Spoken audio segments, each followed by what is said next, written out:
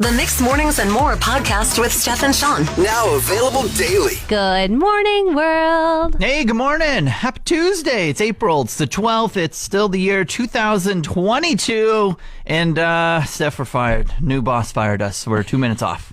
5:32 right now. I was like, wow, this is news to me. Oh, he didn't tell you yesterday? He didn't. Maybe you're the only one fired, and I'm getting a new co-host.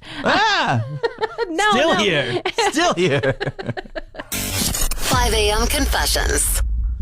I have a late library TV series. Okay. I wanted to say book, but it actually is Chicago PD season 6. Okay. Now, I've already watched all 8 seasons of Chicago PD. Yes. And I took out season 6 like mid-February. Oh, yeah. And I keep getting emails that are saying that this TV series is late. Was the DVD not in the case when you brought it back? Well, I thought I brought it back, but it doesn't exist anywhere. I've rearranged my living room, searched under my couches. Then I thought oh, maybe it's in my car from when I took it back and it fell off the seat or something. So I checked both mine and my husband's cars. It's not there. So then yesterday I was at the library for something else. Yeah. And I was like, I think it's time I go and confess to them that I've lost their TV series and I have to no, pay you for just it. keep searching. Well, I can't I lost in mid-February. One of these days, they're going to come to me and say, I thought they got rid of late fees. They did get rid of late fees, but they didn't get rid of replacement fees. Yeah, so you just say, I'm still looking for it. I'm still looking. I can't. Anyway, go to the library yesterday. Yeah. And I was like, you know what? I'm just going to go look at the sad spot on the shelf where it's supposed to be. Yeah. It's there. Yes. It's not my confession anymore. It's the library's. They had it all along. Win! Didn't get checked back in. Steph, I need you to help me guide my anger somewhere, okay? Okay. So I moved in January, and I just never got around to actually changing my address with everyone. Right. Okay, so it's easy. You can call the bank, change it there, call this bill, change it there, kind of thing. But then when it comes to your license, I still have my old address on there. And then, as you know, I fell victim to the winter maintenance zones, which, probably going to get those back here. That's great. And so I had to pay a bunch of stuff. But then I had to go to my old address because that's where everything got shipped to and mailed to. Yes. So I'm just I forgot to change my address for my vehicle on my card. Yes. So then I had to go into the registry and then change that whole bad boy. Now, do I get mad at the province of Alberta? Is changing your address the same for all of Alberta, or is it city and town specific? Well, I don't know who you're asking, but it's the wrong person. I don't know what that is. I'm going to go with the whole province, the government of Alberta. That's what I'm angry at. It costs $35 to change my address. Are you sure? Yeah, unless I just got scammed at the registry. They're like, we'll take that $30. I didn't even ask. I should have asked. What am I paying $35 for? Or you just casually ask people for $35 and I'm just a fool who pays it? Well, are they going to send you? Did you have to get a new picture? Was this for your license? Yeah. I guess I'm getting a whole new license. Well, that's what you're paying for. They had to take your picture. They got to put it on film, then they got to put it on a card. Well, then, what if I just said I don't have $35? I guess I didn't technically move. That is so ridiculous. I don't know, Shawn. I mean, it is expensive to move. I think you should just pick a good place to live in the first place. I should just keep on going back to my old place and gathering my mail. Yeah, just be like, hey, thank you for being my personal mail carrier. That's right. Or you could just go to the post office and have them mail forward, but I think that costs $35. Oh, I hate paying for things. I've been going to this water painting class at the library recently. And thank God for in-person programming coming back. It's been so fun, but I'm so bad at it. And I've just been telling my husband, oh man, yeah, I learned another thing today that it seemed like everybody else knew in the class. And just the paintings I'm coming home with, they're definitely not wall worthy. They're kind of recycle bin worthy. Yeah, you just did a little more practice. Yeah, and every week I'm okay to keep showing up and see if this is something that I could maybe start enjoying. And it's only 2 hours long. Buy your own supplies for and do it as an exercise at home? Yeah, maybe someday. I don't know. Definitely not yet. So my husband was off yesterday and I was like, hey, you want to come with me to my watercolor class? And he's like, oh yeah, sure. So we show up and the lady says like, oh, you can pick anything. There's some watercolor books of really hard ones. I hope to one day be able to do it like this. And he was like, oh yeah. She said, have you ever watercolor painted before? And he said, maybe when I was a kid. I don't know. And Kindergarten one day. yeah. The man sits down and he chooses like this bird that was so detailed and crazy and stunning, and like all of us in the class were kind of like, all right, I drew a rock. yeah, I appreciate your ambition, but good luck. Yeah. Now I'm trying to make this sunset that I'm like literally putting my hand up every step, being like, okay, it dried, now what? Okay, it dried, now what? And he's just over there. He paints this bird that looks like the one in the book. Wow. I said to him, I was like, I'm really glad I invited you, but I don't think I'll do it again. Yeah, you're not getting another invite, okay? If you're going to show me up like this at an event that I'm attending, you don't paint better than me. Yeah, you can't come back, man. Sorry. I broke my windshield wiper blade yesterday, and it is 100% my fault, Steph. I'm glad it wasn't your windshield and just your wiper. That's a little bit of a cheaper fix, but what happened? Yeah, definitely. The windshield's great. No cracks or anything in it. No. Knock on wood, it never gets a crack in it. But no, I just didn't drive my car. Friday afternoon was the last time I drove my car. So I sat there Friday night, Saturday, all day Sunday, and then finally Monday afternoon yesterday, I drove it for the first time. And so much snow was on it, right? Mm-hmm. And then so naturally, I don't know if anyone else does this, but I'm just lazy. So you get in your car and you're like, let's see if the wipers can wipe it off first. You're kidding. You don't do that? No, absolutely not. Well, I tried to see if the wipers would get the snow first. I'm like, really if I don't have to brush it off, I don't want to. I'm glad you said it was 100% your fault, because it was 100% your fault. We got so much snow. Like, you probably had 2 feet of snow on your windshield, and you're like, hey, wipers, you're 6 millimeters thick. Could you do this? Could you get this off of here? Yeah, show me what kind of power you got. Not a lot. Or maybe too much. I don't know. One or the other. The snow, it did get a little heavy for sitting for that long.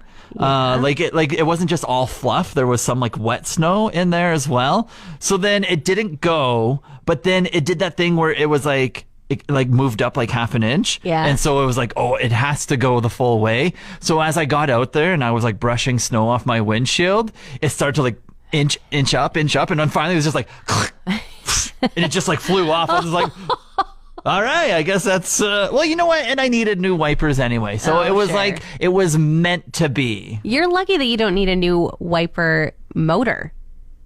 Well, that just sounds silly. It's not silly. It was trying to go and you didn't let it. Like, that's when it's like, I think I'll just burn out now. I think I can. I can't. That sounds like a fable. I don't think that ever happens. Yeah, good luck. Don't keep testing your luck, because it's going to run out.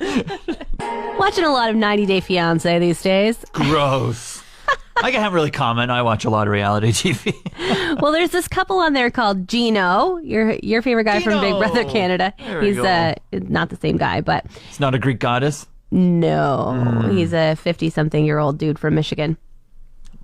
Prime. That's what I love to hear. He's dating a 34-year-old lady named Jasmine from Colombia. Okay. And they have some like serious relationship red flags. Oh, yeah? She just like flies off the handle at any mention of his ex, and she's the one that brings it up. It's crazy. She's just looking to explode? It seems like. And like they were out for dinner and he tipped the waitress and she was like, you got her number, didn't you? You're asking. And he was like, what? No, like you tip people. And she was just like, you don't tip when you're out for dinner with me. Wow. She was like, hey man, maybe you should decide that this isn't a great relationship for you. Last night I'm watching and he goes out to buy her engagement ring. Mm-hmm. Which, like, what are you doing, man? You've seen all these signs. And she has this thing called evidence and report. So when he's leaving, she was just like, and what are you going to do? And he was like, evidence and report. What? I know. Yeah. What does it mean? It means that she wants photo evidence of where he is, and he reports back every half hour or so about his progress on where he's been. So he's going to buy an engagement ring, but he's out there being like, I'm just going to take a picture of this like street sign to show that I'm over here. I'm just going to... And then she's sending him text messages of like a little police emoji and reminder, it's time. And it's like... That's a little hilarious. I kind of like that. You do? Oh, the emoji part. That's hilarious. I'm watching you. You think they should stay together? together?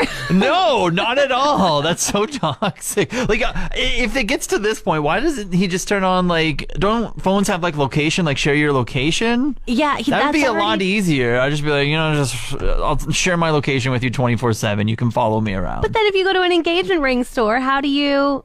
It'd be like, surprise, you wanted this. This is what you asked for. I'm proposing to you in 3 weeks' time at that first place that we met. Here's the evidence. That's now right. Reporting. Yeah, this is what you get. The RCMP are expecting 12 new foals to be born this year.